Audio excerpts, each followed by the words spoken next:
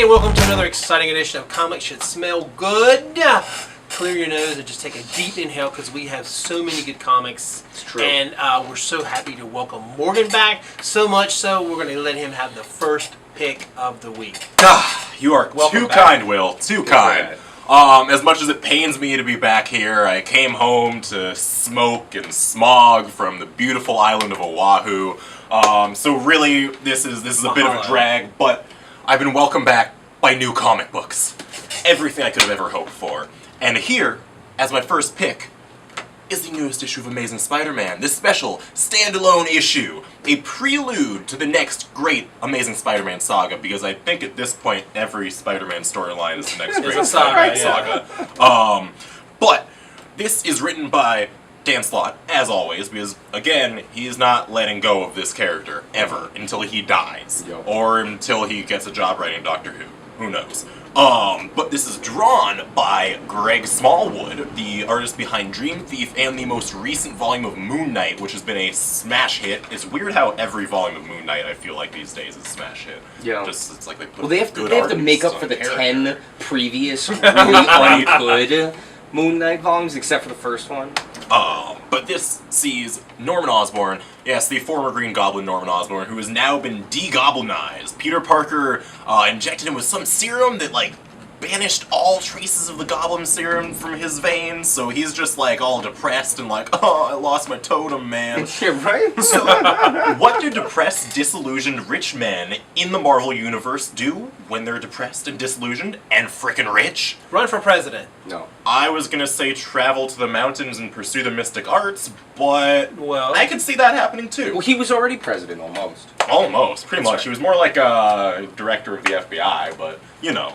Anyways, Norman Osborn, magic will not end well at all. Never. And my first pick is the team-up to end all team-ups. We have Kurt Yes. Russell, and we have Kurt Russell. yes, enough. That's What right. more do you need to know? We have double Kurt Russell action in Big Trouble in Little China and Escape from New York. Officially sanctioned by John Carpenter.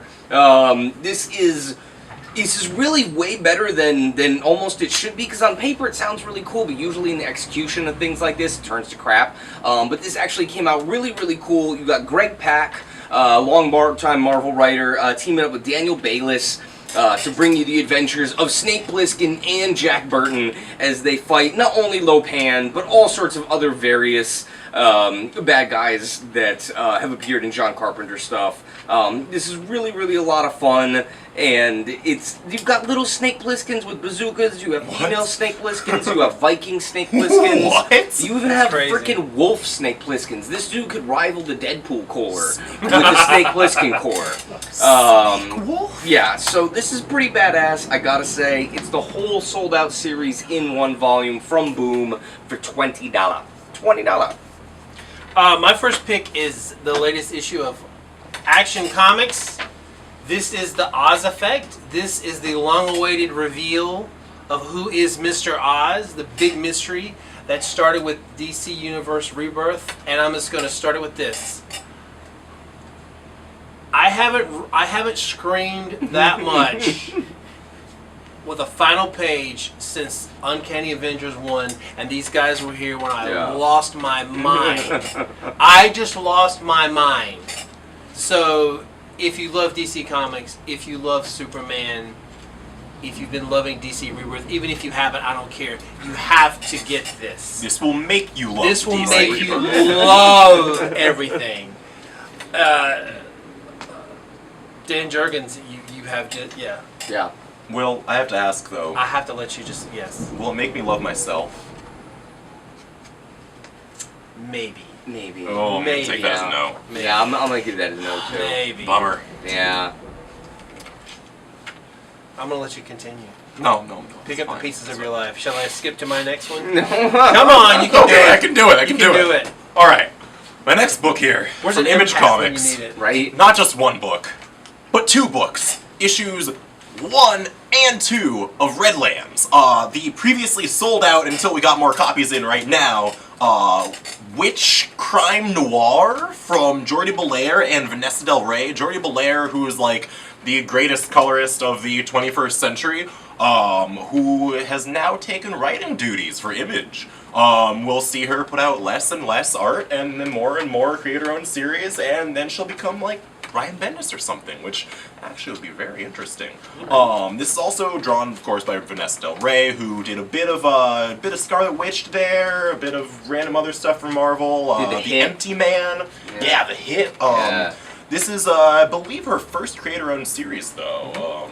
It's actually like one of her properties. Yeah, I think so. So this is very interesting to see. She's got a great scratchy style, a lot of personality in her drawings, and she can draw blood and guts like nobody's business.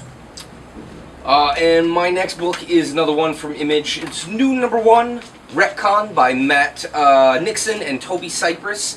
This is the relaunch of the book that never happened.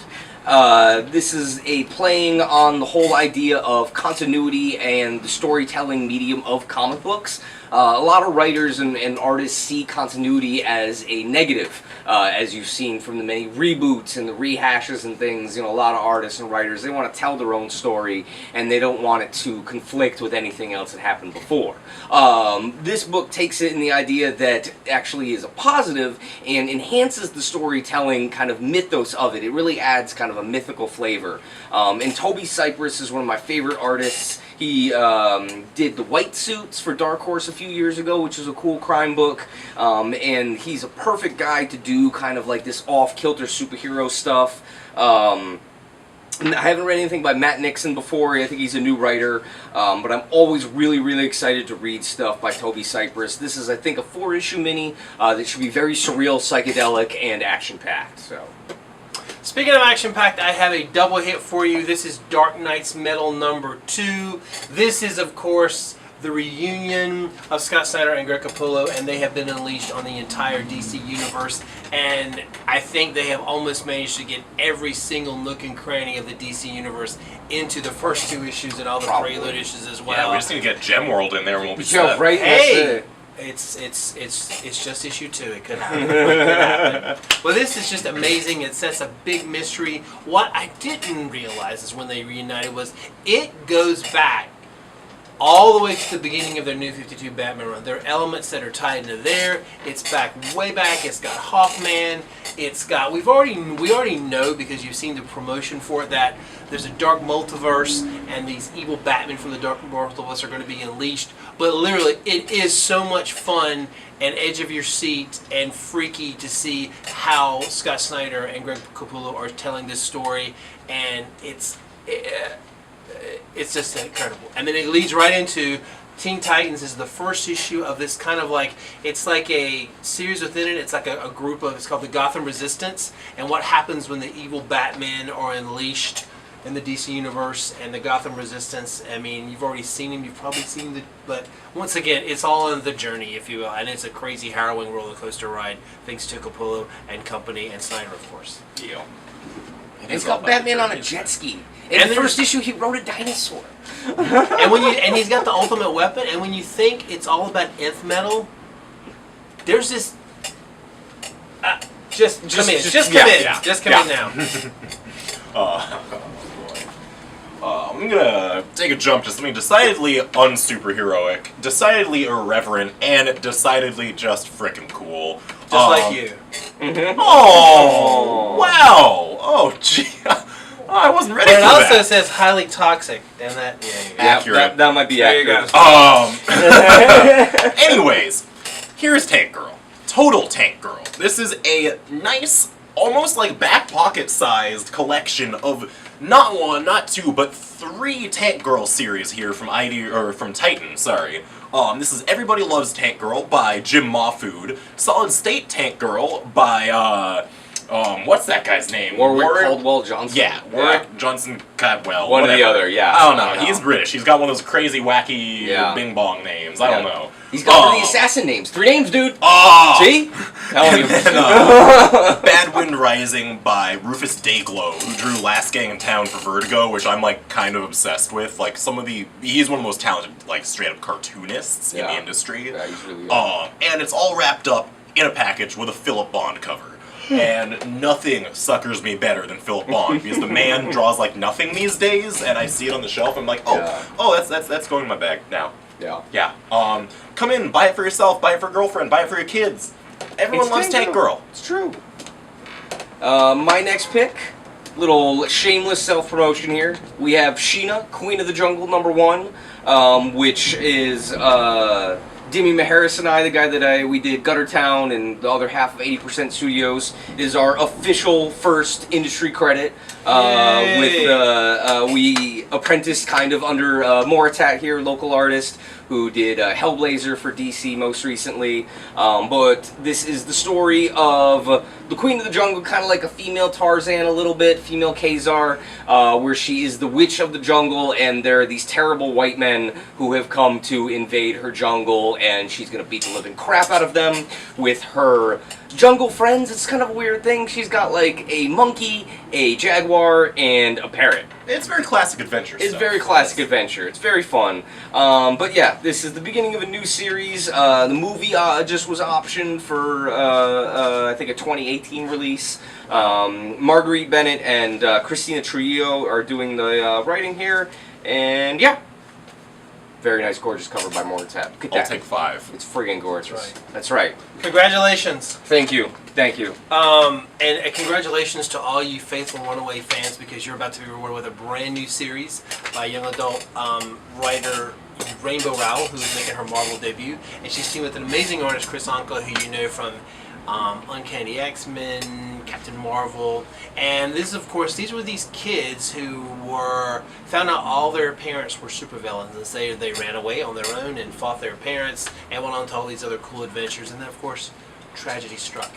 But now they're all together, and this picks up the story, and the impossible happens. Nobody ever comes back from the dead in comic books. But what happens, it makes for a great storyline. So if you're a big Runaways fan, and once again, welcome to Rainbow Rowell and her Marvel debut. And it's great to see Chris Anka on a regular book again. So the Runaways, come run to the Zanadu comics here to get your Runaways. There you go. Okay. My last book here is from Image. Something that I love the first issue of. I've read that a couple times actually because I was just so impressed by it. This is Rich Tomaso's Spy Seal. Super wholesome, fun, just adventure spy comics in the vein of Tintin. Really clean line work, super dense, like a lot goes on in every issue, and just, again, can I just say fun? It's like a fun comic book. It's amazing. Yeah. I'm really impressed by what he's done here. He changed up his style like a complete 180 from his work on She-Wolf, his most recent series for Image, which had like kind of a loose watercolored look to it with lots of like, you know, strong brush strokes and like weird like ethereal colors, and then he went for straight black thin lines and like flat colors on this, huge panel density, and funny animals. Funny animals. Funny animals. What else do you need in comics? That's true. Can't let Disney have all the fun with that. It's true. And my final pick is a double shot from DC, and it is absolutely one of the most promising debut issues that I've read in a little while. Mr. Miracle. That's right, Jack Kirby's Super Escape artist, who was arguably the most popular new god out of the batch, has been kind of revitalized and reimagined a little bit by Tom King and Mitch Gerads. And Tom King has just been cutting a friggin' swath of awesomeness across the DC universe, really catching a lot of heat for his Batman run and the Batman Elmer Fudd, which was a really big thing. And this first issue, which we've got the second print back in, was, I just cannot believe how amazing it was. It was actually did a Kirby thing in attempting to do something new. And that's what the biggest problem with everybody who's been doing this Kirby stuff. As much as I've been enjoying it, it's all just homage, and it's just, you know, Kirby just, it's the same shit that Kirby did, but just not as good, you know, and, you know, arguably okay. But this has been an attempt at actually something different, and it literally opens up with the suicide of Mr. Miracle. And he's just kind of deal with this as to whether he really did it or if it was like a trick that he was trying to escape. And he's been working in like with the panel grids and the idea that Darkseid is this existential, you know, dread that's happening. I'm betting on Omega Sanction. Yeah. And then all of a sudden, at the end, issue 1, it's just like, boom, Ryan shows up, and he's like, come with me, you're drafted into war. And this second issue is just friggin' blood, and New Genesis, and fire, and the hell fucking apocalypse shit. Oh, whatever. Anyway, I'm sorry. Yeah, I get all into it when I talk about Kirby. We're allowed one fuck or shit, and then we blow our PG-13 rating. Right, it's totally blown. But really, this sold out in one day. I cannot highly recommend this enough. Mr. Miracle is going to be the DC book of the year, even more so than Batman Riding Dinosaurs. This is probably one of the most passionate episodes of Comics Just Smell Good ever, because the books are so good. But speaking of passion and love, we love you. Happy 25th anniversary, Harley Quinn. It's hard to believe that 25 years ago, Dr. Harleen Quinzel appeared on Batman the Animated Series, and she proved so popular. She made the leap to comics, and she almost rivals Batman sometimes in the number of actual comic books that she has, and it's amazing. So this is a 25th anniversary special by some of the creators who've made her who she is, including Paul Dini, including Amanda Connor and Jimmy Palmiotti and Chad Harden, and a host of other, and a lot of different stories. And it's also the lead up to September 23rd is Batman Day, but it's Batman Day as hijacked by Harley Quinn for her birthday. So it's awesome, and we have a whole bunch of cool stuff in here for that as well. But once again, come in and express and sound off to us. When you see the story here, tell us what you're passionate about, tell us what you're excited about this week. What are you powered up about? Tell us on Twitter, on Instagram, on Facebook, and all that social stuff. And thanks for coming in and sharing your passion for the comics. And this is another exciting edition. Signing off. Should smell good. Comics should smell good. Bye. Yeah.